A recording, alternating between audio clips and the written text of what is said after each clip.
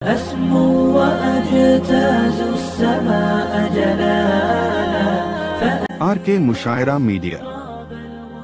मैं सीधे सीधे जनाब हज़रत अल्लामा मौलाना अकरम साहब अल कासिमी दामत बरकातुहुमुल आलिया को आपके हवाले करूं। नाज़िम आला हसन बिन साबित गिरेडी को आपके हवाले करूं। इस शेर के साथ मेरे दोस्तों, आला मदारिस में आगोश में इल्म फन की बीज बोदने वाली ज़ात, तबलीग दीन इस्लाम का अलंग, शहर ब शहर कूचा ब कूचा लहराने वाली शख्सियत, खतीब अहले सुन्नत, मंबा इल्म व हिकमत, मखज़न असरार काबिलियत जनाब हज़रत मौलाना अकरम साहब को बस इस शेर के साथ कि हर एक बात के पहलू निकाल लेता है, हर एक बात के पहलू निकाल लेता है, मैं कुछ कहूं तो तराजू निकाल लेता है। हर एक बात के पहलू निकाल लेता है, मैं कुछ कहूं तो तराजू निकाल लेता है। और वो फूल तोड़े मुझे इस पे एतराज नहीं, वो फूल तोड़े मुझे इस पे एतराज नहीं, वो फूल तोड़ के खुशबू निकाल लेता है, वो फूल तोड़ के खुशबू निकाल लेता है। आज के इस इजलास के सदर मोहतरम स्टेज पे तशरीफ़ फरमा मुअक्कर उलमाए किराम, दानिशवरान निज़ाम और हौसलों से लबरेज़ नौजवानान इस्लाम, क्या नाम है गाँव का? सिला दौन, सिला दौन। एक महीने से जब से ये तारीख़ मैंने यहाँ के लिए दी है, हमारे खालिद भाई बैठे हुए हैं, इन्होंने फ़ोन किया कि सिलादौन में एक प्रोग्राम होना है और आपको उसके लिए वक्त देना है। मैंने बहुत ही माजरत किया कि रमज़ान से पहले अब बहुत मुश्किल है, लेकिन चूँकि बहुत ही करीबी ताल्लुक़ और बहुत इसरार उलमाए किराम का रहा, खालिद भाई का बहुत दबाव था, ये तारीख़ दी। बहुत हौसलों के साथ यहाँ के नौजवानों ने इस्तकबाल किया। मेरा जी ये चाहता है कि जिस हौसले का सबूत आप लोगों ने दिया है, अगर उसी हौसले के साथ मेरी बात भी सुन लें और मेरी बात पर लब्बैक भी कह दें, तो आज का ये प्रोग्राम इंशाअल्लाह कामयाब होगा। मुफ्ती फ़िरोज़ साहब स्टेज पर हैं और उलमा स्टेज पर तशरीफ़ फरमा है, ज़िम्मेदार लोग हैं। ये तौसीए मस्जिद के उन्वान से जलसा हुआ। तामीर मस्जिद, मस्जिद की तामीर की बड़ी फजीलत है। अल्लाह का घर बन जाए, अल्लाह के घर बनाने की बड़ी फजीलत है, बड़ा मकाम है। खुश नसीब हैं वो लोग जिनकी ज़मीन पर अल्लाह का घर तामीर हो जाए, और खुश नसीब हैं वो लोग जिनकी रकम अल्लाह के घर के तामीर में लग जाए, जिनके पैसों से और जिनके ताउन से और जिनके मशवरे से और जिनके हौसलों से अल्लाह के घर की तामीर हो जाए, वो सब खुश नसीब हैं। लेकिन साथ ही मैं ये कहूंगा, अल्लाह के घर तामीर के साथ साथ ये भी इरादा करें कि अल्लाह के घर को आबाद भी करेंगे इंशाअल्लाह। आबाद करेंगे इंशाअल्लाह। जरा हाथ उठाकर कहिए इंशाअल्लाह, माशाअल्लाह। आबाद अगर करने का इरादा है तो बड़ी अच्छी बात है, वरना मैं कहा करता हूं कि एक गांव में मैंने सुना, एक मुसाफिर मौलवी साहब का गुजर हो रहा था एक गांव से। ज़ोहर का वक्त था, उन्होंने सोचा कि ये सामने मस्जिद है, चलकर नमाज पढ़ ले। तो नमाज पढ़ने के इरादे से जब वो मस्जिद के पास रुके तो वो घड़ी देखने लगे कि ज़ोहर का वक्त हुआ, अजान कोई नहीं दे रहा है। 1 बज गया, 1:30 बज गए, 2 बज गए, 2:30 बज गए। अब वक्त ख़त्म होने वाला है, ना मुअज्जिन का पता ना इमाम का पता। तो उन्होंने सोचा कि चलो मैं ही अजान दे देता हूँ। अब उन्होंने अजान दी। अजान की आवाज़ सुन करके पूरे गांव के लोग, मर्द औरत बूढ़े बच्चे, सब के सब मस्जिद में आ गए। इनको बड़ी हैरत हुई कि ये गांव अजीब दीनदार लोगों का गांव है, यहाँ तो सब नमाजी मालूम हो रहे हैं, लेकिन इसके बावजूद अजान वक्त पर क्यों नहीं हुआ और नमाज के लिए इमाम भी यहाँ पर नहीं। तो गांव वालों से तफ्तीश किया तो गांव वालों ने बताया कि हजरत आपको धोखा हुआ है। असल बात यह है, जब से ये मस्जिद बनी है और जब से हम लोगों ने होश संभाला है, आज तक के इस मस्जिद से अजान की आवाज बुलंद हुई ही नहीं, अजान हुई ही नहीं। पहली बार अजान हुई तो हम लोग घर से निकल गए देखने के लिए कि आखिर वो कौन शख्स है जिसने अजान, आपको देखने के लिए। अब बड़ी अच्छी बात है, आप मेरे गांव में आ गए, आपने अजान दे दी, बड़ी अच्छी बात है। अब आपसे एक गुजारिश है कि आप मेरे गांव में रह जाएं, आप अजान भी दें और नमाज भी पढ़ाएं। उन्होंने कहा कि नहीं नहीं, मैं नहीं रहूँगा, मैं कहीं और रहता हूँ। कहा नहीं, रहना होगा। बहुत इसरार किया तो उन्होंने कहा कि ठीक है मैं रह जाऊँगा, एक शर्त है। कहा क्या शर्त है? शर्त ये है कि सबको नमाज पढ़ने के लिए आना पड़ेगा। सब लोग अगर नमाज पढ़ेंगे तो मैं रह जाऊंगा।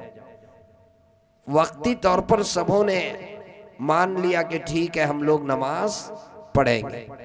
अब ये रह गए, असर की अजान दी, मगरिब की अजान, इशा की अजान, फजर की अजान, 5 वक्त की अजान दी और नमाज पढ़ी। तन्हा कोई नमाज पढ़ने के लिए नहीं आया।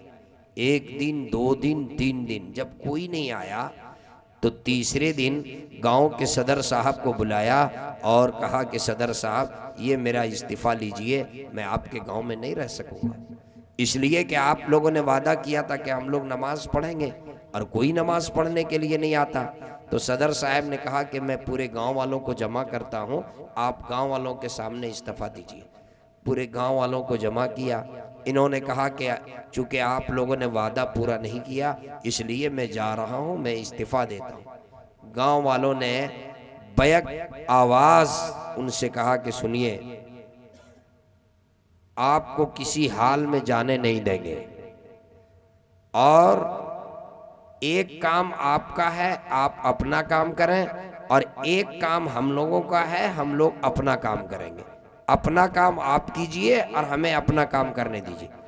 तो मौलवी साहब के कान खड़े हो गए कि मेरा क्या काम है, इनका क्या काम है। कहा आपका काम ये है, आप अजान भी दें और नमाज भी पढ़ें, अपनी नमाज भी पढ़ें और पूरे गांव वालों के तरफ से भी नमाज आप पढ़ें। ये आपका काम है। और हम लोगों का काम यह है कि हम लोग मेहनत मजदूरी कमा करके और आपके लिए तनख्वाह का इंतजाम करें। ये हम लोगों का काम। मुफ्ती साहब ने कहा कि देखिए सबके तरफ से हम नहीं पढ़ पाएंगे, मुफ्ती साहब सबके तरफ से हम नहीं पढ़ पाएंगे, हाथ जोड़ते हैं, हमको जाने दीजिए। एक आदमी जरा समझदार किस्म का था, उसने कहा कि मौलवी साहब आप नहीं मानिएगा और चले ही जाइएगा तो एक काम करके जाइए, मुझको नमाज सिखा दीजिए। मैं नमाज सीख जाऊंगा तो पूरे गांव वालों को डंडा मार के नमाज पढ़ाऊंगा, मुझको सिखा दीजिए। तो मौलवी साहब ने सोचा कि बड़ी अच्छी बात है, इनको सिखा दें, नमाज की बात है। कहा ठीक है मैं सिखा दूंगा। कहा फजर पढ़ करके मेरे घर आ जाइए, फला जगह मेरे घर है। और उन्होंने अपनी बीवी से कहा कि सुनो, सुबह मौलवी साहब आएंगे मुझको नमाज सिखाने के लिए, इसलिए रात ही में घर नींव पोत के रख देना। वो जमाना टाइल्स और मार्बल का नहीं था, नींव पोत के रात ही में घर रख देना। बीवी बेचारी 4 बजे सुबह उठ करके घर नींव पोत दी, और ये भी बेचारा उठा और गुस्ल करके और नया कपड़ा और नई लुंगी और नई टोपी पहनकर मुसल्ला बिछाकर बैठ गया इंतजार में कि मौली साहब आएंगे और वो मुझको नमाज सिखाएंगे। फजर के बाद मौली साहब आ गए नमाज सिखाने के लिए। कहा कि सुनो, अब तुम्हें मैं नमाज सिखाऊंगा, मैं जो पढ़ने के लिए कहूंगा वो तुम्हें पढ़ना है, मैं जैसे पढ़ाऊंगा वैसे तुम्हें पढ़ना है, और मैं जैसा अमल करूंगा वैसे तुम्हें करना है। कहा ठीक है। कहा पढ़ बिस्मिल्लाहिर्रहमानिर्रहीम। तो उसने भी कहा पढ़ बिस्मिल्लाहिर्रहमानिर्रहीम।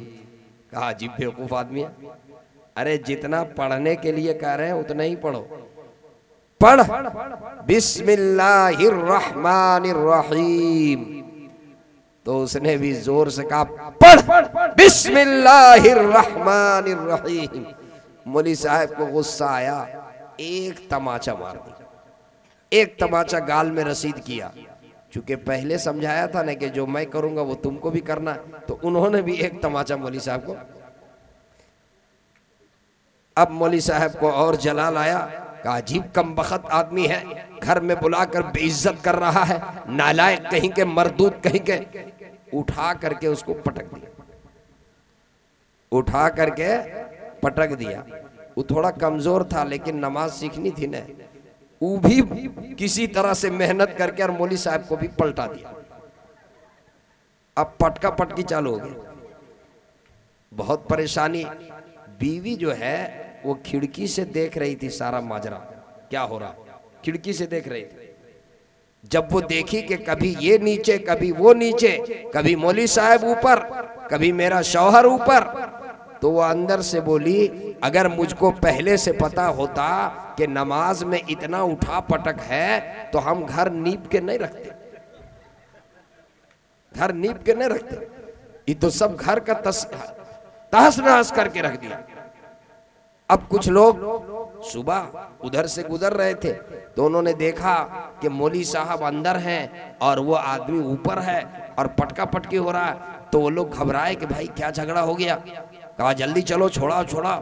अब वो लोग छोड़ाना चाहते थे तो अंदर से बीवी आवाज देकर कहती है आप लोग परेशान ना हो, गलत फहमी का शिकार ना हो, झगड़ा नहीं हो रहा है, नमाज सिखाई जा रही। झगड़ा नहीं हो रहा है, क्या हो रहा है, नमाज सिखाई जा रही है। खैर लोगों ने देखा कि बहुत मौली साहब की बहुत पोजीशन खराब है तो अलग किया, दोनों को अलग किया। जब अलग हुए तो जो नमाज सीखने वाला था उसने कहा कि मौली साहब अगर पहले से मुझे मालूम होता कि नमाज में इतना उठा पटक है तो हम नई लुंगी पहन करके नहीं रहते, पहले से मालूम होता तो हम नई लुंगी नहीं पहनते। ये है जहालत, इसे क्या कहते हैं, जहालत कहते हैं। मेरे दोस्तों अल्लाह का घर बन जाए तो सबसे पहले इस बात का इरादा कीजिए, इस बात का अज़्म कीजिए कि अल्लाह के घर को आबाद करेंगे, सजदों के जरिए से अपनी पेशानी को बारगाहे इज़्दी में टेकेंगे और अल्लाह के घर को आबाद करेंगे। अजान के वक्त जो ही अजान की आवाज कानों से टकराएगी हम अपनी कुर्सी से उठेंगे, अपने ऑफिस को बंद करेंगे। अगर हम ड्राइवर है तो अपनी गाड़ी रोक देंगे, रक्षा चालक है तो रक्षा रोक देंगे, खेत में हल चलाने वाला अपने खेत में हल रोक देगा, अपने अपने कामों काज को रोक करके अल्लाह का घर आएंगे, अल्लाह के घर को आबाद करेंगे। नमाज के जरिए से, तस्बीह के जरिए से, कुरान की तिलावत के जरिए से, जिक्र अज़कार के जरिए से अल्लाह के घर को आबाद करेंगे। अल्लाह के घर के आबाद करने का इरादा कीजिए। ऐ सिलादौन के मेरे मुसलमानों, आपने इरादा किया है मस्जिद के मीनार बनाने का, इस मस्जिद के मीनार से अल्लाहु अकबर की आवाज बुलंद होगी। मैं बड़ी जिम्मेदारी से कहता हूं अगर आपने इरादा कर लिया कि उस अल्लाहु अकबर की आवाज जो ही मेरे कानों से वो टकराएगी, हम नरम नरम बिस्तर को छोड़ करके और तकबीर उला के साथ अल्लाह के घर में जा करके और नमाज अदा करेंगे, तो मैं बड़ी जिम्मेदारी से कहता हूं आपका ये जलसा, आपकी ये मेहनत, आपकी ये कुर्बानी सब के सब कामयाब करेंगे इंशाअल्लाह। भाई साहब, ऑपरेटर साहब, आवाज़ थोड़ी सी बढ़ाइए। आपका माइक बहुत अच्छा है लेकिन आवाज़ नहीं है। मैं बहुत ज़ोर से बोल रहा हूँ, ये मत सोचिए। बढ़ा दीजिए ना, थोड़ी सी और बढ़ा दीजिए। है आवाज़ आपके पास, बढ़ा दीजिए, मत रोकिए, कुछ नहीं होगा। दुआ करेंगे आपके लिए, बढ़ा दीजिए। मेरे दोस्तों, इस रुए ज़मीन पर सबसे पहले अल्लाह का घर काबतुल्लाह शरीफ। सबसे पहला घर कौन सा है? काबतुल्लाह शरीफ। अल्लाह का घर काबतुल्लाह शरीफ, जो पूरी दुनिया का महवर है, पूरी दुनिया का मरकज है। पूरी दुनिया के मुसलमान जिस तरफ रुख करके नमाज अदा करते हैं। इसकी आवाज़ बंद कर दी है क्या? इसको बंद किए हैं क्या? अभी तो नात पढ़ रहे थे, बहुत तेज आवाज आ रही थी, कुछ तो कर दिए हैं?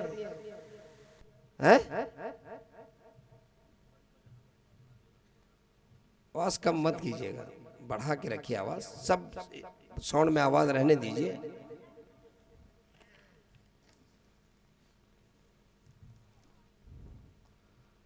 सबसे पहला घर काबतुल्लाह शरीफ, पूरी दुनिया का महवर, पूरी दुनिया का मरकज, आलम इस्लाम का मरकज। पूरी दुनिया के मुसलमान जिस जानिब रुख करके नमाज अदा करते हैं, हम सब का क़िबला काबतुल्लाह शरीफ। ये सबसे पहला घर है। हज़रत इब्राहीम अलैहिस्सलाम ने और उनके साहबजादे हज़रत इस्माईल अलैहिस्सलाम ने जब अल्लाह के हुक्म से अल्लाह के घर की तामीर की, अल्लाह के घर की तामीर की, कुरान करीम ने उस नक्शे को खींचा है। व इज़ यरफ़उ इब्राहीमुल क़वाइद मिनल बैति व इस्माईल रब्बना तक़ब्बल मिन्ना इन्नका अंतस समीउल अलीम। अल्लाह के घर की दीवारों को उठा रहे थे इब्राहीम खलीलुल्लाह, और उनके साथ उनके फर्जंद इस्माईल ज़बीहुल्लाह भी थे। उस वक्त को याद करो। क्या याद करने की बात है? उस वक्त जो है उनकी जुबान पर कौन सा कलीमा था? क्या इतना अजीम काम कर रहे थे। पूरी दुनिया का महवर और पूरी दुनिया का मरकज, जिसमें वो मिक़नातीसी कैफियत है जो पूरी दुनिया के लोगों को अपने जानिब खींचती है। इतना अजीम काम कर रहे हैं। क्या हजरत इब्राहीम खलीलुल्लाह और हजरत इस्माईल ज़बीहुल्लाह की गर्दनें उकड़ी हुई है? क्या उनके ज़हनो दिमाग में एक राई के दाने के बराबर भी बड़ाई है? जी नहीं। अल्लाह के घर की तामीर फरमा रहे हैं और जुबान पे ये कलीमा जारी है, रब्बना तक़ब्बल मिन्ना इन्नका अंतस समीउल अलीम। ऐ परवरदिगार आलम, आपने, ए अल्लाह, आपने तौफीक दी, ए अल्लाह, आप ही की तौफीक से आपके घर की तामीर किया। ए मौला, इसे तो कबूल फरमा ले। रब्बना तक़ब्बल मिन्ना इन्नका अंतस समीउल अलीम। ए मौला, तू इसे कबूल फरमा ले। मेरे दोस्तों, अगर अल्लाह ने आपको मौका दिया है अल्लाह के घर की तामीर की, तो सबसे पहली बात यह है कि आप इसी बात को अपनी जुबान पर लाएं और जुबान से अल्लाह के सामने गिड़गिड़ा करके, अल्लाह के सामने रो करके और कबूलियत की दुआ करें। ए अल्लाह, तूने मौका दिया है, ए अल्लाह, तूने तौफीक दी है, ए अल्लाह, तूने सआदत बख्शी है अपने घर की तामीर की। ए मौला, तू इसे कबूल फरमा ले। मेरे दोस्तों, काबतुल्लाह शरीफ के बाद बैतुल मक़दिस, जिसे मस्जिद अक्सा कहा जाता है, मस्जिद अक्सा की तामीर हुई, जिसे हजरत सुलेमान अलैहिस्सलाम जब तामीर फरमा रहे थे, जिन्नातों के जरिए से वो काम ले रहे थे। जिन्नातों के जरिए से हजरत सुलेमान अलैहिस्सलाम का जब इस दुनिया से जाने का वक्त हुआ और अल्लाह की तरफ से फरिश्ता हाजिर खिदमत हुआ, तो हजरत सुलेमान अलैहिस्सलाम ने थोड़ी सी मोहलत मांगी। कि कहीं ऐसा ना हो, मैं तो जाने के लिए तैयार हूं, लेकिन कहीं ऐसा ना हो कि मैं चला जाऊं और जिन्नातों को इसका इल्म हो जाए और ये मस्जिद का काम नाकिस रह जाए। चूंकि ये मेरे डर और खौफ से मस्जिद, भाई आवाज नहीं दीजिएगा तो मैं तकरीर नहीं कर पाऊंगा। आप तो गड़बड़ कर रहे हैं, कभी इस साउंड को बंद कर रहे हैं, कभी उस साउंड को बंद कर रहे हैं। इतना सारा इन लोगों ने खर्चा किया, आप एक माइक का निजाम सही नहीं दे पा रहे हैं।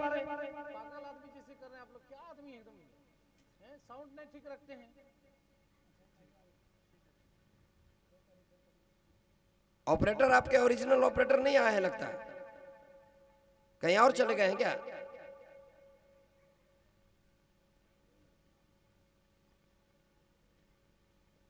माइक खराब होने से कभी मूड नहीं बनता, पूरा दिमाग ही उलझन का शिकार हो जाता है।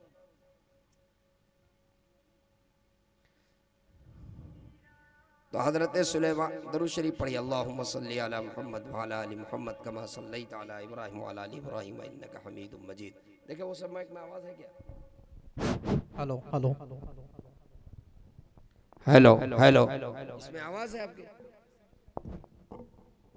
सबसे खराब माइक है उसको यहाँ लगा दिया आप।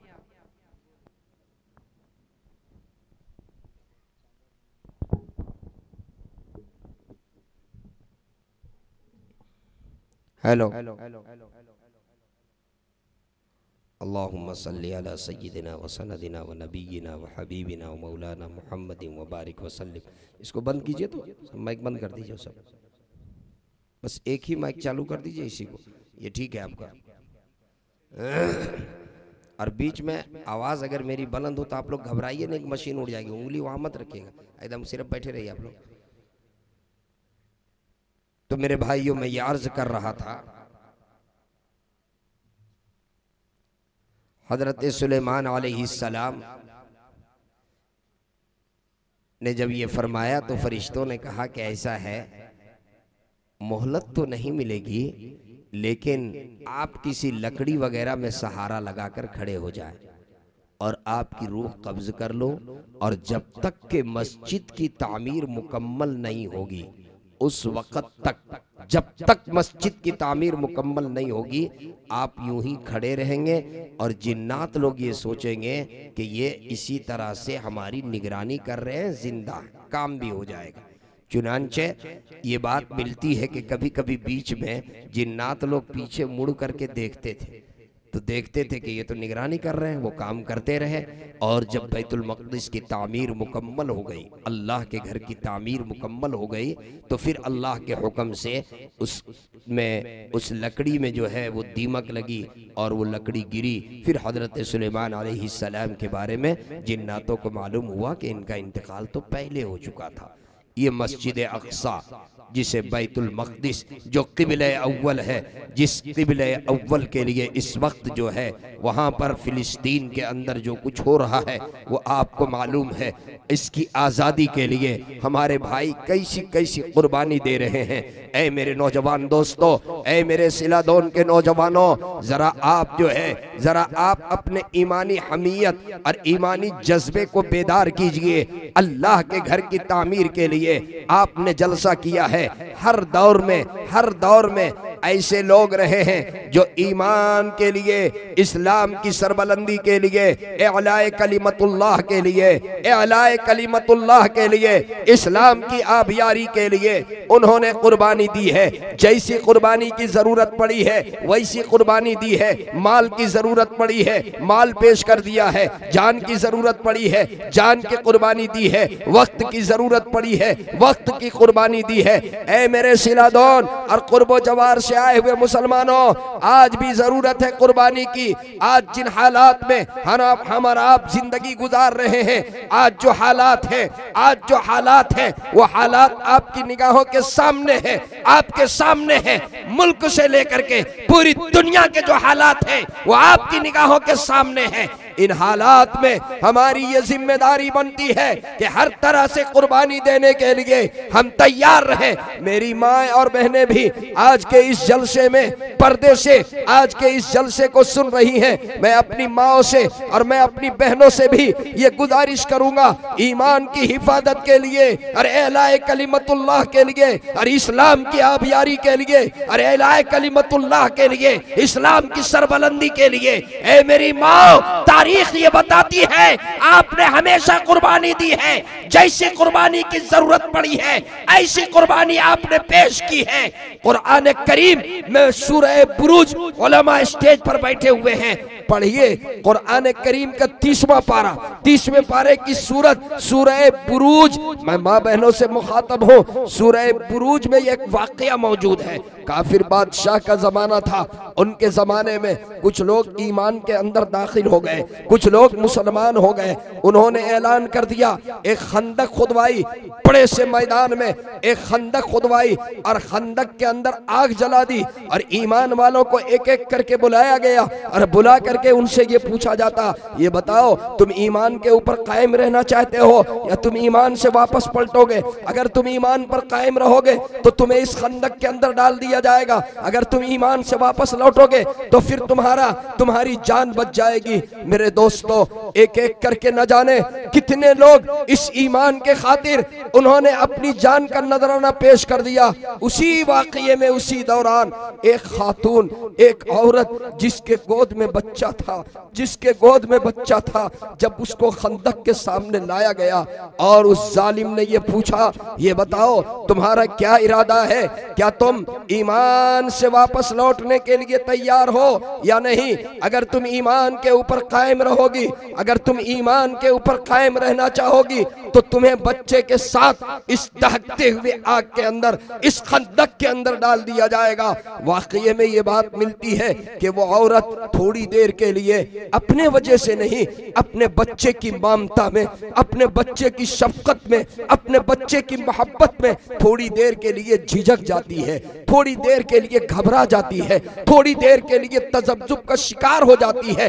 बच्चे की मोहब्बत में वो बच्चा अपनी माँ से मुखातब होकर के और वो बच्चा बोलता है, इस्मिर, अम्मी सबर कर लीजिए, अम्मी जान सबर कर लीजिए, आप हक पर हैं, आप हक पर हैं, अम्मी सबर कर लीजिए। जब बच्चे की जुबान से ये जुमला निकला और बच्चे ने हिम्मत बंधाई, वो खातून वो ईमान वाली जिनके सीने में और जिनके कल्ब में नूर ईमान था, वो बच्चे के साथ जो है बच्चा समेत वो खंदक के हवाले हो गई, लेकिन उन्होंने अपने ईमान का सौदा नहीं किया। मेरे दोस्तों, कैसी कैसी कुर्बानी। प्यारे आका सल्लल्लाहु अलैहि वसल्लम का दौर है, दौर नबवी है। अल्लाह के हबीब सल्लल्लाहु अलैहि वसल्लम तशरीफ ले जा रहे हैं। अचानक देखते हैं एक खातून है, एक औरत है जो अपने घर के दरवाजे पे खड़ी है, गोद में एक बच्चा है, वो न अंदर जा रही है न बाहर आ रही है। आका हजरत बिलाल हबशी से फरमाते हैं कि बिलाल जरा जाओ और जाकर के मालूम करो कि क्या बात है, ये न अंदर आ रही है न बाहर जा रही है, इस खातून से मालूम करो क्या बात है। हजरत बिलाल मालूम करने के लिए जाते हैं, मालूम करते हैं, वापस लौटते हैं तो हजरत बिलाल के आंखों में आंसू है, हजरत बिलाल के आंखों में आंसू है। हजरत बिलाल रोते हुए, सिसकियां लेते हुए आका की खिदमत में आते हैं। आका दरियाफ्त फरमाते हैं, बिलाल क्या बात है, क्यों रो रहे हो? ए बिलाल क्या मामला है? उस औरत ने क्या कहा? हजरत बिलाल रज़ी अल्लाह तआला अन्हु ने अर्ज किया, ए मेरे आका, ए अल्लाह के रसूल, ए मेरे हबीब, ए मेरे महबूब, उस औरत के गोद में एक दूध पीता हुआ बच्चा है। वो औरत ये कहती है कि मेरे आका ने एक बड़े मुहिम में जाने का ऐलान फरमाया है, मेरा खाविंद नहीं है, खाविंद पहले ही अल्लाह के राह में शहीद हो चुका है, मेरा खाविंद अल्लाह का प्यारा हो चुका है, अब मेरे पास और कुछ भी नहीं है, सिर्फ ये अमानत, ये बच्चा है। मैं ये चाहती हूँ कि मेरे आका अल्लाह के हबीब इस बच्चे की कुर्बानी, इस बच्चे को कबूल फरमा ले, मैं इस बच्चे को आका की खिदमत में मैं पेश करना चाहती चाहती हूँ। ऐ मेरी माँ और बहनों, ये आपका जज्बा, ये आपका हौसला, प्यारे आका सल्लल्लाहु अलैहि वसल्लम ने जब उस खातून का हौसला और उनका जज्बा और उनके जुबान से निकली हुई गुफ्तगू को आका ने सुना तो आका ने फरमाया, ए अल्लाह, जब तक के मेरी उम्मत में ऐसी खातून मौजूद रहेगी, ऐसी बाहिम्मत औरत मौजूद रहेगी, कभी मेरी उम्मत शिकस्त नहीं खाएगी, कभी मेरी उम्मत शिकस्त से दो चार नहीं होगी। ऐ मेरी माँ और बहनों, ये आपकी तारीख है। अगर मेरे पास वक्त होता तो मैं आपको और बताता कि दीन इस्लाम के लिए जब जब जरूरत पड़ी है आपने कैसी कुर्बानियां दी है, कैसी तारीख आपने नोट किया, कैसी तारीख आपने रकम की है। और ये तो रांची की सरजमीन है, एक जगह पर नहीं, मैं 10 जगह पर जलसे में, 50 जगह पर यहाँ के इस इलाके में और पूरे रांची के प्रोग्रामों में मैं हाजिर हुआ हूँ। पूछ लीजिए खालिद भाई और कुर्बत जवार से जो उलमा स्टेज पे तशरीफ रखते हैं, मैंने देखा है तामीर मस्जिद के प्रोग्रामों में जब हाजिरी हुई और मैंने ऐलान किया अल्लाह का घर बनाना है, तो हमारी खातून ने, किसी ने पाँव का पाजेब, किसी ने गले का हार, किसी ने हाथ का कंगन, किसी ने नाक का नथ, किसी ने कान का फूल, किसी ने अपनी पेशानी का टिक्का, किसी ने कुछ, किसी ने कुछ, किसी ने कुछ पेश कर दिया। 2-2 किलो 3-3 किलो जेवर मैंने स्टेज के अंदर आते हुए देखा है। ये खातून का जज्बा है, अल्लाह के घर की तामीर हो जाए। ऐ मेरी माँ और बहनों, और अल्लाह के घर की तामीर में आपका जेवर लग जाए, आपका एक जेवर अल्लाह के घर के तामीर में लगेगा, मैं बड़ी जिम्मेदारी से कहता हूँ, अल्लाह उस जेवर के बदले में, अल्लाह जन्नत में वो हीरे और याकूत और जवाहरात, ऐसा जेवर अल्लाह नवाजेगा, ऐसा जेवर से अल्लाह नवाजेगा जिसका तसव्वुर भी आप नहीं कर सकते। अरे मेरे नौजवान दोस्तों, आपकी कुर्बानी की भी जरूरत है, आपके हौसले की भी जरूरत है। आप भी तारीख पढ़िए, मैं तो कहा करता हूँ आप तारीख पढ़िए, सीरत सहाबा पढ़िए, सीरत अबू बकर सिद्दीक पढ़िए, सीरत उस्मान गनी पढ़िए, सीरत हजरत उमर पढ़िए, सीरत सहाबा पढ़िए, सीरत सहाबा पढ़िए, हजरत खालिद बिन वलीद की सीरत पढ़िए, हजरत खालिद बिन वलीद की सीरत पढ़िए, और फिर आगे आइए सलाहुद्दीन अय्यूबी की सीरत पढ़िए, मोहम्मद बिन कासिम की सीरत पढ़िए, हजरत नूरुद्दीन जंगी की सीरत पढ़िए, अपने अकाबिरीन की सीरत को पढ़िए, औलिया अल्लाह की सीरत को पढ़िए। ऐ मेरे नौजवानों, मैं आपके इस्तकबाल से उतना खुश नहीं होऊंगा जितना मैं इस बात से खुश होऊंगा कि आप इस इजलास से अपनी जिंदगी के अंदर इनकलाब पैदा करने का अज़्म करें। आप ये इरादा करें अपनी जिंदगी में इनकलाब पैदा करेंगे। ऐ मुस्तफा अलैहिस्सलातु वत्तस्लीम के दीवानों और शमे रिसालत के परवानों, सुनो, मैं ये कहना चाहता हूँ, मैं ये पैगाम देना चाहता हूँ, आप सच्चा मुसलमान बनकर के जिंदगी गुजारें। आप इरादा करें कि हम सच्चा मुसलमान बनकर के जिंदगी गुजारेंगे। हमारा नौजवान ऐसा हो जिसे देख करके दुनिया ये कह दे ये मोहम्मदुर रसूलुल्लाह का गुलाम जा रहा है। आपका चलना, आपका उठना, आपका बैठना, आपका मुस्कुराना, आपके अखलाक, आपके किरदार, आपकी गुफ्तार, आपका अमल, आपका एक एक अमल ये बताए कि ये नबी का गुलाम है। आपका लिबास देखकर कोई ये फैसला कर दे ये नबी का गुलाम है। आपकी पेशानी पे सजदे का निशान देख कर कहे ये नबी का गुलाम है। आपकी टोपी देख बोले ये नबी का गुलाम है। आपका इस्लामी यूनिफॉर्म बोले ये नबी का गुलाम है।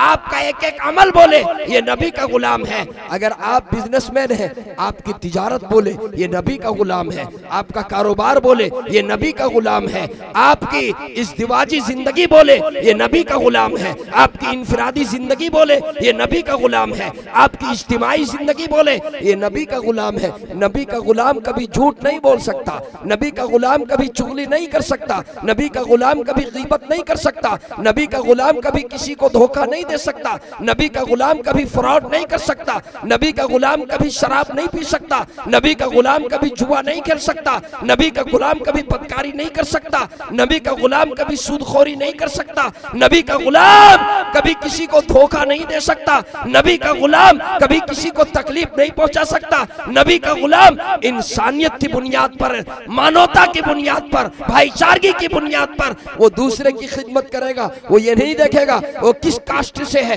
वो किस धर्म से है, वो किस मजहब से है। नहीं, मेरे आका ने बताया इंसानियत की बुनियाद पर खिदमत करो, इंसानियत की बुनियाद पर। वो इंसान है, वो किसी मजहब से है, किसी कास्ट से है, किसी धर्म से उसका ताल्लुक है, वो जरूरतमंद अगर है तो उसकी जरूरत पर काम आ जाओ, उसकी परेशानी पर काम आ जाओ, उसकी गुर्बत पर काम आ जाओ। अगर वो पड़ोसी है तो उसका हक अदा करो। ए मेरे नौजवानों, ए मेरे नौजवानों, मैं ये पैगाम दे करके जा रहा हूँ। आज का ये जलसा आपके लिए, आपके गांव के लिए और इस खित्ते के लिए और इस इलाके के नौजवानों के लिए इनकलाब का सबब बन जाए। शर्त ये है कि नौजवान ये तय कर ले कि हम सच्चा मुसलमान बनकर इंशाअल्लाह जिंदगी गुजारेंगे। जरा हाथ उठाकर कहिए जी। अभी रमजान का महीना करीब आने वाला है, हजरत फरमा रहे हैं बिल्कुल करीब है। रमजान में रोजेदार कई किस्म के होते हैं। एक रोजेदार वो होता है जो रोजा तो नहीं रखता लेकिन इफ्तार पाबंदी से करेगा। रोजा तो नहीं रखता लेकिन इफ्तार सबसे पहले, हाँ एकदम। और अगर कोई कह दे कि यार तुम तो रोजा नहीं रखा, तो कहेगा क्या, तो क्या काफिर ही बन जाओ, अब इफ्तार भी ना करूं। रोजा नहीं रखा तो क्या करूं, इफ्तार भी छोड़ दूं। और कुछ वो है जो इफ्तार में भी और सहरी में भी पहले उठ जाएगा। रोजा नहीं रखेगा लेकिन सहरी पहले उठ जाएगा। अजीब अजीब बात है, अजीब अजीब मसला है। ये हमारे एक बहुत बड़े आलिम थे, हजरत मौलाना शाहीन जमाली चतुर्वेदी, अल्लाह के प्यारे हो गए। वो एक वाकया सुनाया करते थे कि गांव में एक जमात आ गई, तबलीगी जमात। तो उन्होंने गश्त से पहले मशवरा किया और मशवरे में तय हुआ कि 2 जमात बनाई जाए। पूरे गांव में कोई आदमी ऐसा ना हो जिसे दावत न दी जाए। लोगों ने कहा कि ठीक है। कहा एक जमात मस्जिद के ऊपर से और एक जमात मस्जिद के नीचे से। तो वहाँ जो अमीर साहब थे उन्होंने कहा कि हजरत बिल्कुल 2 जमात बनाइए और हर घर तक दावत पहुँचाइए, लेकिन इस गांव में एक आदमी है जिसका नाम है घिसेटा। क्या नाम है? घिसेटा। कहा कि हजरत घिसेटा के पास कोई नहीं जाएगा। कहा क्यों? कहा वो बहुत बदमाश आदमी है, जो जाएगा उसका हाथे तोड़ देगा, उसका पाँवें तोड़ देगा अगर उसको दावत देने के लिए जाएगा। वो बहुत अजीब तरह का आदमी है, इसलिए घिसेटा के पास कोई नहीं जाएगा। अमीर साहब ने कहा हिम्मत करो चलो। खैर 2 जमात बन गई। इत्तेफाक से घिसेटा के घर के पास इधर वाली जमात भी काम करते हुए पहुंची और इधर वाली जमात भी काम करते हुए, दोनों की मुलाकात हो गई। कहा कि अब जाए कौन घिसेटा के घर? कोई हिम्मत ही नहीं कर रहा है जाने के लिए। वो कह रहा है रहबर से कि जाओ आवाज़ दो, वो उसको कह रहा है, वो उसको कह रहा है।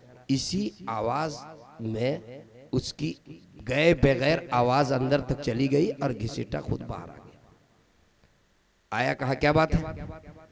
तो अमीर साहब आगे बढ़े और उन्होंने कहा बात कुछ नहीं है, आपके गांव में जमात आई हुई है और आपसे एक गुजारिश है कि आप मस्जिद नमाज, मगरिब की नमाज में आप मस्जिद चलें। देखिए जब दिल से बात निकलती है तो असर रखती है, दिल से बात निकलती है तो असर रखती है। जब अमीर साहब ने कहा वो बात यकीनन दिल से, घसीटा तैयार हो गया। कहा कब जाना है? कि बस अब आधे घंटे में मगरिब की अजान। कहा मैं गुस्ल कर लूं, कभी इससे पहले मस्जिद नहीं गया था, पूरी जिंदगी कभी इससे पहले मस्जिद नहीं गया था। कहा मैं गुस्ल कर लूं? कहा गुस्ल कर लीजिए। गुस्ल करके और नया कपड़ा पहनकर और खुशबू लगाकर और मस्जिद पहुंच गया। मस्जिद पहुंचा तो रमजान का महीना था।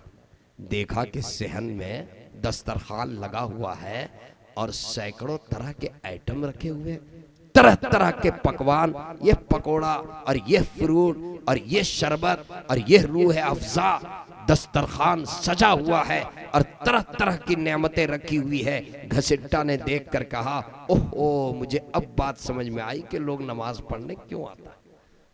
अब बात समझ में आई कि लोग नमाज पढ़ने क्यों आता है।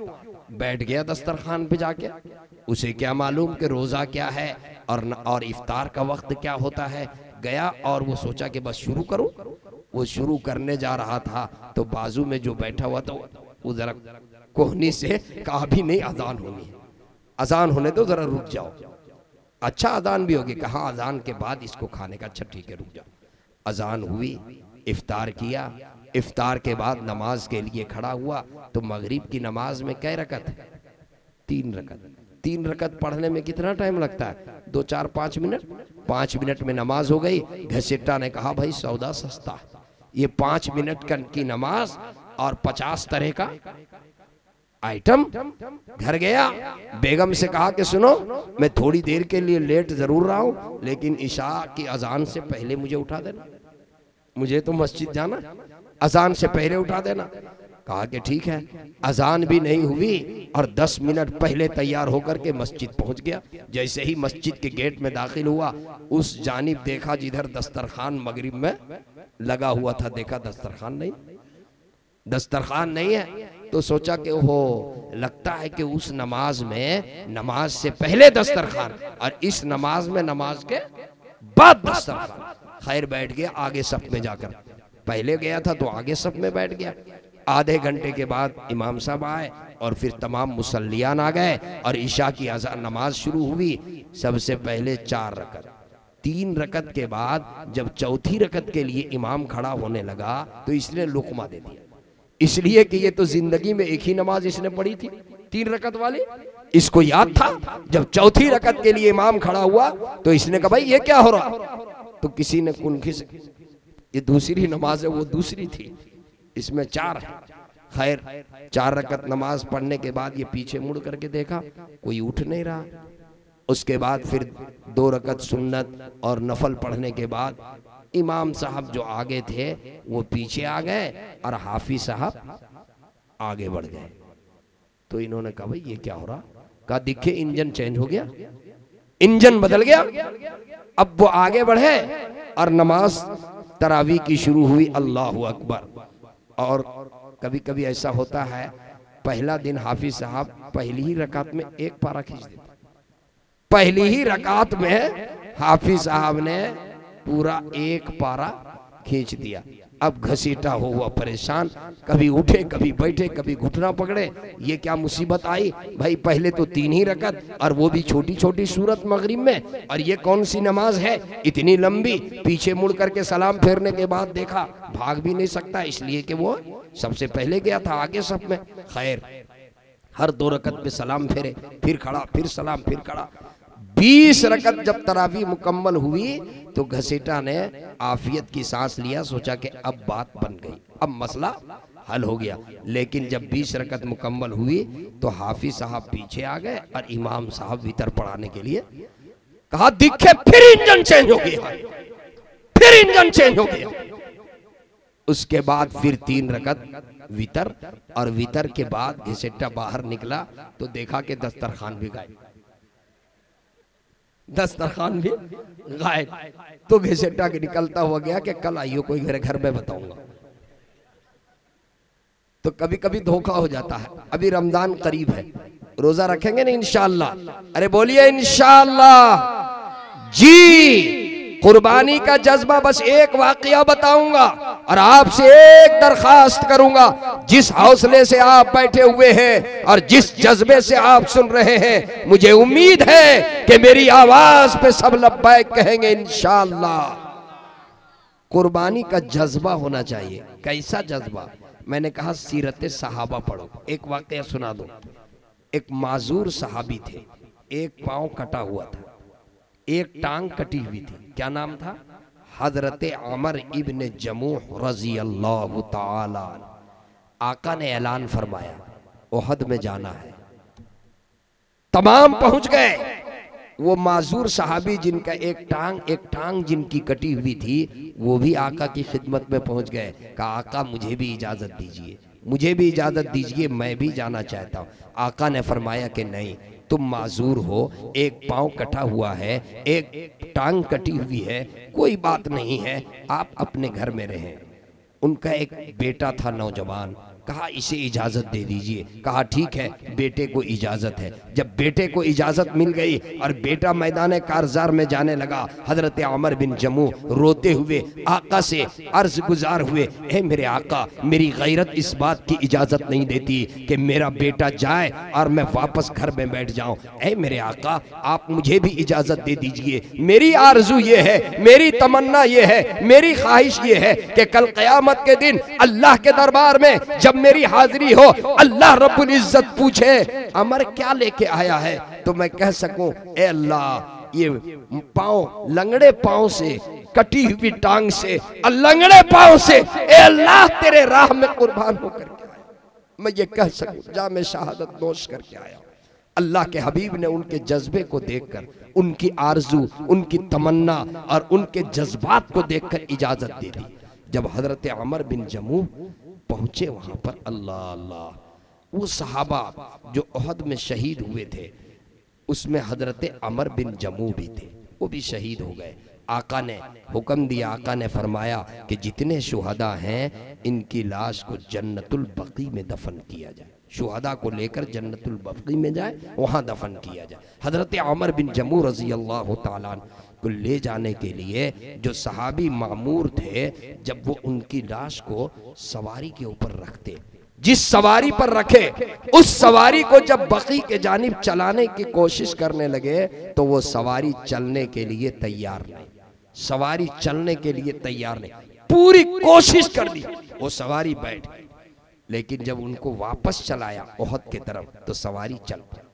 बड़ी हैरत हुई, आका से आकर अर्ज किया, ए मेरे आका, वो मेरा साथी अमर बिन जमू, उनकी लाश को जिस सवारी के ऊपर रखा है, वो सवारी जब उसे बकी के जानिब जन्नतुल बकी की तरफ हाँकते हैं तो वो सवारी बैठ जाती है, और जब उसे वापस ओहद के जानिब चलाते हैं तो वो चल पड़ती है। ए अल्लाह के हबीब, बात क्या है, माजरा क्या है? आका ने फरमाया, उनके घर जाओ और घर जा कर के उनकी अहलिया से जा कर के ये मालूम करो कि घर से निकलते वक्त उन्होंने कोई दुआ तो नहीं की थी, घर से निकलते वक्त उन्होंने कोई दुआ तो नहीं मांगी थी। मालूम किया तो मालूम हुआ कि हाँ हाँ, घर से निकलते वक्त उन्होंने दुआ की थी, अल्लाहुम्मा ला तरुद्दनी इला अहली हय्यन औ मय्यितन, ए अल्लाह, ए मौला, मुझे वापस अपना घर जिंदा या मुर्दा मत पहुंचा। ए अल्लाह, मैं जिंदा या मुर्दा अपने घर नहीं लौटना चाहता। अल्लाह के हबीब ने फरमाया, अमर की दुआ कबूल हो गई, अमर बिन जमूह की दुआ कबूल हो चुकी है, इसलिए इसे यहीं पर दफन किया जाए। मेरे दोस्तों, मेरे नौजवानों, कुर्बानी की एक तारीख है, इन कुर्बानियों के बाद ये इस्लाम हम तक के पहुंचा है। ए मेरे मुस्तफ़ा अलैहिस्सलाम के दीवानों, आज भी अगर ज़रूरत पड़े ऐसी कुर्बानी देने की तो हमें कुर्बानी देनी पड़ेगी। माल की ज़रूरत पड़े तो माल की कुर्बानी दे। अल्लाह के घर की तामीर में हमारा पैसा लग जाए। मेरे दोस्तों, मैं एक बात कहता हूँ, क्या आपको वो पैसा पसंद है, आपके लिए वो माल पसंद है जो आपका हो, या वो माल पसंद है जो आपके जाने के बाद आपके वरसा का हो जाए, आपके बच्चों का हो जाए? आपके दुनिया से जाने के बाद जो माल आप छोड़ करके जाएंगे, ये माल आपका नहीं है। आपका माल वो माल है जो अल्लाह के राह में लग जाए। आपका माल वो माल है जो अल्लाह के राह में लग जाए, अल्लाह के घर की तामीर में लग जाए, मदरसों में लग जाए, यतीमों में लग जाए, बेवाओं में लग जाए, मिस्कीनों में लग जाए, गरीबों में लग जाए, वो माल आपका है। और जो माल रह जाए वो माल आपका नहीं है। और सुनिए, अल्लाह के घर की तामीर, प्यारे आका सल्लल्लाहु अलैहि वसल्लम जब मदीना तशरीफ ले गए तो आका ने मस्जिद नबवी की तामीर की। बस आखिरी बात सुना रहा हूं, मस्जिद नबवी की तामीर आका ने की। अल्लाह अल्लाह, मस्जिद नबवी की तामीर का मंजर याद कीजिए मेरे नौजवानों, ए मेरे सिलादौन के नौजवानों, और ए मेरे जिम्मेदार लोगों, मस्जिद नबवी की तामीर का मंजर याद कीजिए। जब प्यारे आका सल्लल्लाहु अलैहि वसल्लम बनफ्से नफीस अपने दस्ते मुबारक से पत्थर उठा करके और मस्जिद नबवी की तामीर में आका हिस्सा ले रहे हैं, सहाबा जो आपके जानिसार थे, आपके ऊपर जान निशावर करने के लिए तैयार रहते थे, वो आपकी खिदमत में आते, कहते अल्लाह के रसूल, ये पत्थर हमें दे दीजिए, आका पत्थर हमें दे दीजिए। आका फरमाते कि नहीं नहीं, वो पत्थर और रखा हुआ है, उसे तुम उठा लो, मुझे भी अजर की ज़रूरत है। आका खुद मस्जिद नबवी की तामीर में हिस्सा लेकर के और क़यामत तक आने वाले लोगों को मस्जिद की तामीर की फजीलत बता दी। आप सदर हो, आप सेक्रेटरी हो, आप खजानची हो, आप प्रेसिडेंट हो अपनी जगह पे, लेकिन जब अल्लाह के घर की तामीर की बारी आए, आप इंतजार ना करो, आप भी आगे बढ़ो, अपने हाथों से उठाओ, अपने हाथों से उसके लिए मेहनत करो, खुद से उसके लिए कुर्बानी दो। अल्लाह अल्लाह। एक सहाबी है हजरत अम्मार बिन यासिर रजी अल्लाह तआला अन्हु। हजरत अम्मार बिन यासिर वो सहाबी है जो हजरत सुमैया रजी अल्लाह तआला अन्हा के बेटे। हजरत सुमैया वो खातून जो तारीख इस्लाम में इस्लाम के खातिर सबसे पहले जिन्होंने शहादत दी है और सबसे पहले जिसका खून इस धरती के ऊपर बहा है, वो किसी मर्द का नहीं, वो एक खातून का है। उस खातून का नाम वो अजीम हजरत सुमैया रज़ी अल्लाह ताला अन्हा। मेरी माँ बहनों, आप अपनी तारीख को याद रखिए। उन्हीं के बेटे थे हजरत अम्मार। मस्जिद नबवी की तामीर हो रही है, सब एक पत्थर उठा रहे हैं और वो दो पत्थर, सब एक पत्थर और वो दो पत्थर। आका ने फरमाया अम्मार, ये वजन पत्थर है, वजनी पत्थर है, सब एक उठाए हुए, तुम दो क्यों उठाते हो, एक ही उठाते। अल्लाह अल्लाह। हजरत अम्मार का जवाब सुनी। हजरत अम्मार अर्ज करते हैं, ऐ मेरे महबूब, ऐ मेरे आका, एक पत्थर अपनी तरफ से और एक पत्थर आका आपके तरफ से, एक पत्थर अपनी तरफ से और एक पत्थर मेरे आका, मेरे महबूब, मेरे हबीब, एक पत्थर आपके तरफ से। अल्लाह अल्लाह अल्लाह अल्लाह। प्यारे आका सल्लल्लाहु अलैहि वसल्लम ने जब हजरत अम्मार का ये जवाब सुना, ऐ मेरे सिलादौन के नौजवानों और ऐ मेरे जिम्मेदार भाइयों, क़यामत तक आने वाले लोग जो मस्जिद की तामीर में हिस्सा लेंगे, आका ने जो अमल उसके बाद फरमाया है, वो अमल क़यामत तक आने वाले लोगों को आका ने जो सबक दिया, मस्जिद की तामीर की फजीलत आका ने बता दी। हजरत अम्मार जो पत्थर उठाए हुए थे, पत्थर उठाने की वजह से उनके चेहरे पर, उनके जिस्म पर जो गर्द गुबार लग रहा था, आका ने अपने कुर्ते से, अपने जुब्बे मुबारक से हजरत अम्मार के जिस्म को, धूल को आका ने अपने कुर्ते से साफ कर दिया। अल्लाह अल्लाह। मस्जिद की तामीर की क्या फजीलत है, मस्जिद की तामीर का क्या मकाम है। अल्लाह के हबीब फरमाते हैं, मन बना लिल्लाहि मस्जिदन बनल्लाहु लहू बैतन फिल जन्नह। अल्लाह का घर जो बनाए, अल्लाह उसके लिए जन्नत में महल तामीर कर देता। और एक नहीं, अनेक वाकया है। खलीफा हारून रशीद का मशहूर वाकया है, जिन्होंने अल्लाह का घर बनाया, अल्लाह के घर की तामीर की और ये कहा कि सरकारी खजाने से नहीं बनाऊंगा, अपनी जाती पैसे से अल्लाह का घर बनाऊंगा।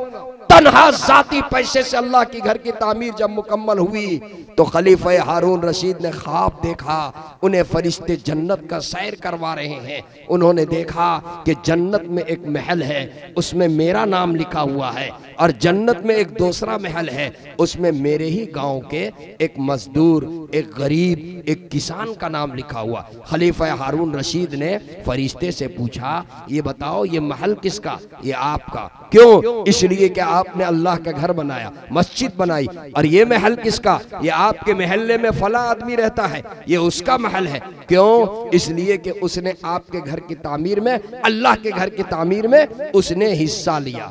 खलीफा हारून रशीद जब बेदार हुए, उनको ढूंढवाया, तलाश करवाया, बुलाओ उसको, बुलाया, बुला करके ये पूछा, ये बताओ ये मस्जिद किसने बनाई? आपने बनाई। इसमें ईंट किसकी लगी? आपकी। सीमेंट किसकी? आपकी। सरिया किसका? आपका। पैसे किसके? आपके। मजदूरी किसकी? आपकी। फिर तेरा नाम कहां से चला आया? तेरा नाम कहां से चला आया? कहा कि हजरत माफ कीजिएगा, आलीजा अजीमुल मर्तबत, माफ कीजिएगा, मैंने किसी तकरीर में मस्जिद के तामीर की फजीलत सुनी थी कि जो अल्लाह के घर तामीर करे, अल्लाह उसके लिए जन्नत में महल तामीर करे। और आपने ऐलान कर दिया कि ये मस्जिद बनेगी और इसमें मैं किसी का पैसा नहीं लूंगा। तो मैं परेशान हो गया, अल्लाह के दरबार में रोया, रात भर गिड़गिड़ाया, अल्लाह के सामने गिड़गिड़ाया, ए अल्लाह क्या मेरी गुर्बत के वजह से ए अल्लाह मुझे ये फजीलत नहीं मिलेगी, ए अल्लाह क्या मैं इसमें हिस्सा नहीं ले पाऊंगा। मैं रात भर रोया, मेरे जहन में एक तदबीर आई, मैंने मजदूरी की और मजदूरी करने के बाद जो चंद सिक्के मैंने कमाए उससे मैंने चंद ईंटें खरीदी और रात के वक्त जब सब लोग सोए हुए थे, जहां मस्जिद की ईंट पहले से रखी हुई थी, मैं रात के वक्त ला करके और खामोशी से मजदूरी करके जो चंद ईंटें मैंने खरीदी थी वो ईंटें ला करके उसी ईंट में मिला दिया जहां पहले से ईंटें रखी हुई थी। ए मेरे नौजवानों, चंद ईंट मिलाने की वजह से अल्लाह के यहाँ जन्नत में महल अल्लाह कभी कभी दुनिया में दिखला देता है। कौन जियाला है, कौन बहादुर है, कौन खुश नसीब है। ये मस्जिद का मीनार बनेगा, एक मीनार का खर्च जो है 30,000, गुंबद का खर्च 70,000 रुपए, एक गुंबद का टोटल खर्च 70,000 रुपए है और एक मीनार का खर्च 30,000 रुपए है। मैं सबसे पहले चाहूंगा कि गुंबद का जो खर्च 70,000 रुपए है, इसी गांव का कोई एक जियाला खड़ा हो जाए, इसी गांव का कोई एक मुजाहिद खड़ा हो जाए, इसी गांव का कोई एक बहादुर खड़ा हो जाए। और कोई जरूरी नहीं कि गांव का, बल्कि आए हुए मजमे में कोई एक शख्स खड़ा हो जाए, उसके लिए दुआ करेंगे। ऐसी दुआ उलमा सब आमीन कहेंगे और ऐसी दुआ जो हर मोमिन की आरजू, हर मुसलमान की आरजू, हर एक ईमान वाले की तमन्ना, वो दुआ करेंगे और सब लोग आमीन कह देंगे। ए मेरे दोस्तों, है कोई एक शख्स ऐसा जियाला जो तन्हा गुंबद के खर्च 70,000 रुपए दे दे पूरे मजमे में? पूरे मजमे में कोई एक आदमी है ऐसा बहादुर, ऐसा जियाला? हमारा मकान तो बन जाता है 70 लाख में, अल्लाह के घर का गुंबद बार बार नहीं बनेगा, एक मर्तबा बनेगा। 70 लाख नहीं, 70,000 में बनेगा इंशाअल्लाह, सिर्फ 70,000 में। और वो गुंबद बनेगा, मस्जिद के वो गुंबद मीनार से अल्लाहु अकबर की सदा की आवाज बुलंद होगी और जब तक के वो मस्जिद रहेगी अजान की सदा बुलंद होती रहेगी, नमाज होती रहेगी। इसका सवाब आपको मिलता रहेगा, इसका अजर आपको मिलता रहेगा। इसके और आप अगर वालिदैन की तरफ से देंगे, वो अल्लाह के प्यारे होंगे, उनकी मगफिरत का फैसला हो जाएगा, उनके दर्जात बुलंद हो जाएंगे। है कोई जियाला? नारे तकबीर, माशाल्लाह। एक तरफ उधर खड़े हैं इजराइल साहब का लिखिए माशाल्लाह। और कौन साथी हैं? दौर पे नाज़ा थी दुनिया, वो जमाना भूल गए, गैरों की कहानी याद रही, अपना फसाना भूल गए। मुंह देख लिया आईने में, परदाग न देखे सीने में, जीने को जी लगाया ऐसा, मरने को मुसलमान भूल गए। और तकबीर तो अब भी होती है मस्जिद की फिजा में, ए अनवर जिस ज़र्ब से दिल हिल जाते थे वो ज़र्ब लगाना भूल गए। वमा तौफीक़ी इल्ला बिल्लाह व आखिर दावाना अनिल हम्दुलिल्लाहि रब्बिल आलमीन।